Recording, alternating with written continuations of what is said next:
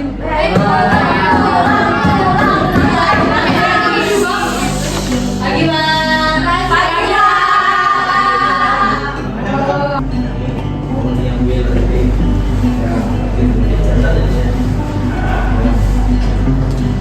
pagi anak-anak. Pagi, Pak. Kalian sadar nggak sih kita hidup di negara yang luar biasa? 17.000 pulau, ratusan budaya, tapi tetap satu, yaitu Indonesia. NKRI itu bukan cuma kata yang ada di buku. Itulah kenapa kita bisa duduk di sini dengan damai. Bisa beda, tapi kita tetap bersama. Setuju anak-anak? Setuju. Oke, sekian penjelasan materi dari Bapak. Sekarang Bapak akan memberikan kalian sebuah tugas. Jadi tugasnya ini adalah sebuah video. Kalian bisa satu kelompok berisikan 4 orang. Nanti videonya itu bertemakan tentang NKRI.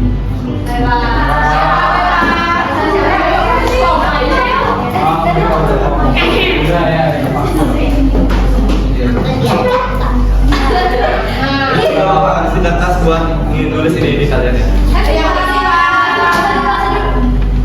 Jadi Pak, kan kita bakal buat video nih, durasinya 10 menit. Dan ini kayak kita buat film pendek gitu jadinya ya. Berarti ini kita kayak jadi YouTuber nasional gitu ceritanya. Iya. Sebenarnya kalian buat video itu bebas apa aja yang ada di dalamnya. Yang penting video tersebut bisa membawakan makna yang mendalam pada NKRI. Oke, baik Pak. Oke, Pak. Oke. Kita buat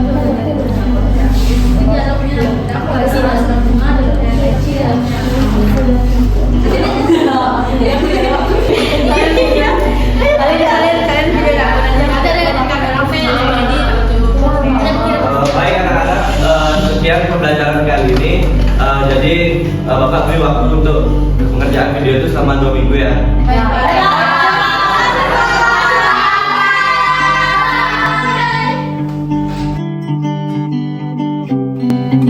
Di tanah ini, langkah kaki kita berbeda arah, beragam cerita, tapi sepakat menuju satu cita yang sama.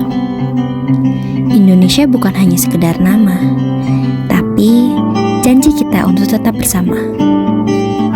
NKRI, ya, di dalam hatimu pasti spontan berbisik, Negara Kesatuan Republik Indonesia. Negeri yang diselam oleh perbedaan dan dijahit oleh semangat kebersamaan. Namun, apakah kini masih sebuah sepakat?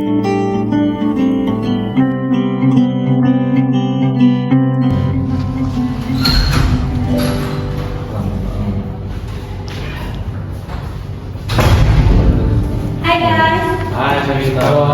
Cepat banget kan sampainya? Iyalah, tadi orangnya cepat.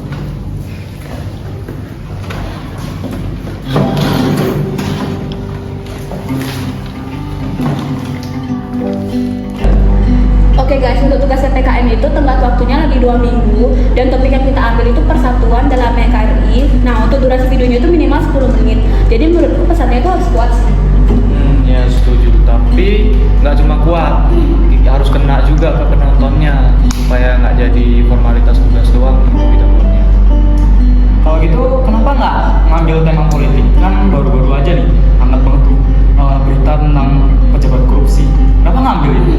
Menurutku tuh topik politik itu topik yang sensitif, jadi menurutku harus dikemas dengan baik biar kayak tidak memojokkan gitu kesannya. Saat itu juga aku nggak terlalu suka tentang politik gitu sih. Aku suka kayak membahas dalam. Kalau gitu gimana kalau kita gabungin aja topiknya?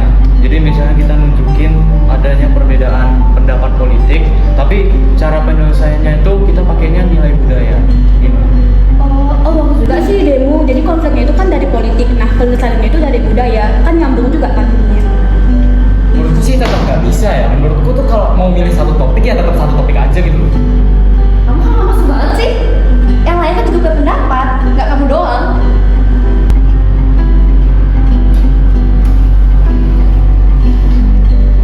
Persatuan bukan berarti semua harus sama, tapi bagaimana kita menerima perbedaan dan berusaha untuk mencari solusi agar tetap bergandeng di jalan yang sama. Kita harus Gus, lihat nih Gus. Cuma karena pemilih mereka tuh jadi berantem. Ya no, ini milih A, ini milih B. Beda pilihan dikit, langsung mutuhan dah. Jangan beri hasil dulu ya. Tak ada kayak gini. Beda pilihan tuh biasa. Tak ada sindiran, nggak ada musuhan gini. Aneh-aneh aja orang sekarang no. Bikin pusing ya. Emang beda sama warga Indonesia nih. Padahal kita sama-sama warga Indonesia, ingin negara kita maju loh. Kita sering lupa bahwa beda pendapat bukan berarti musuh bebuyutan. Demokrasi itu bukan medan perang, tapi ladang subur bagi ide-ide yang berbeda untuk tumbuh bersama.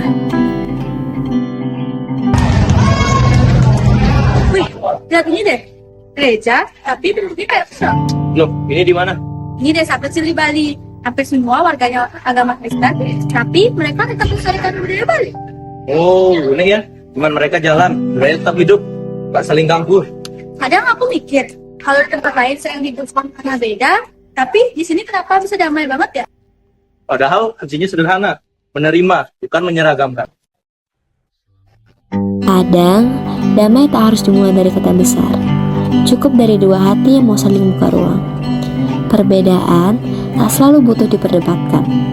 Ia hanya ingin dihargai, diakui, dan ditemani. Mungkin kita belum seselaras itu, tapi bukankah harapan selalu tumbuh setiap kali kita mau belajar memahami? Buat apa sih kita belajar NKRI? Toh juga masih pada ribut sendiri.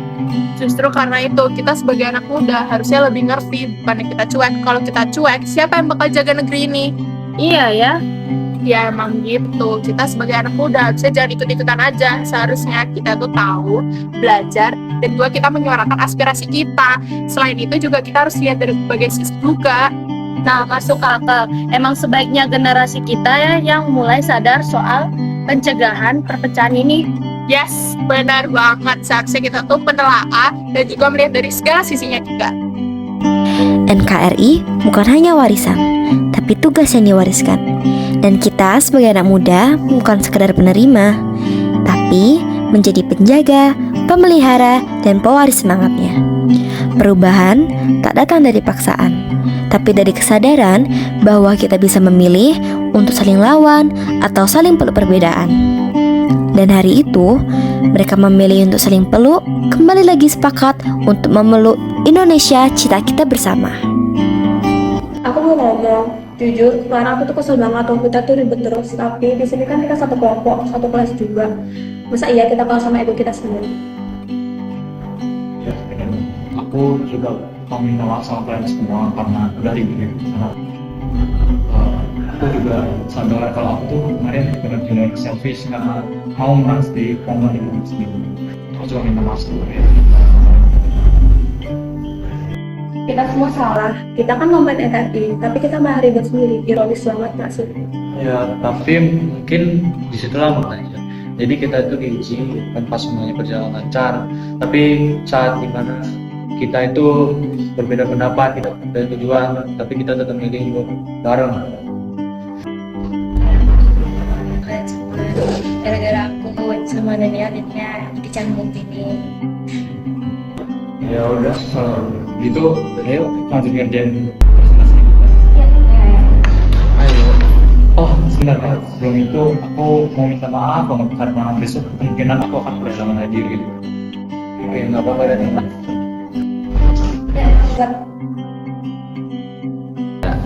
Setiap itu saja presentasi dari kelompok kami. Mohon maaf sekali lagi karena teman kami tidak bisa hadir pada hari ini.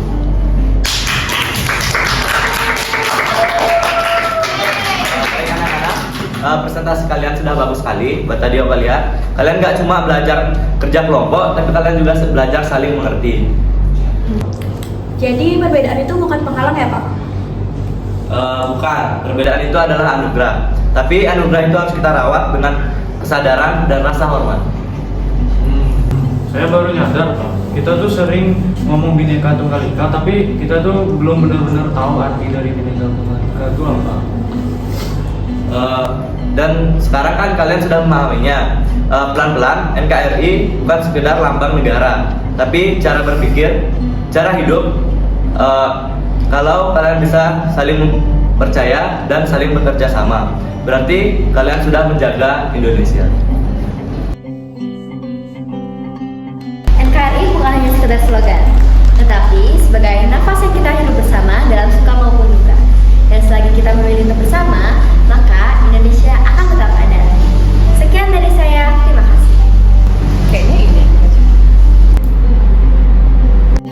Apa arti NKRI buat kamu? Damai tak harus dimulai dari kata bisa.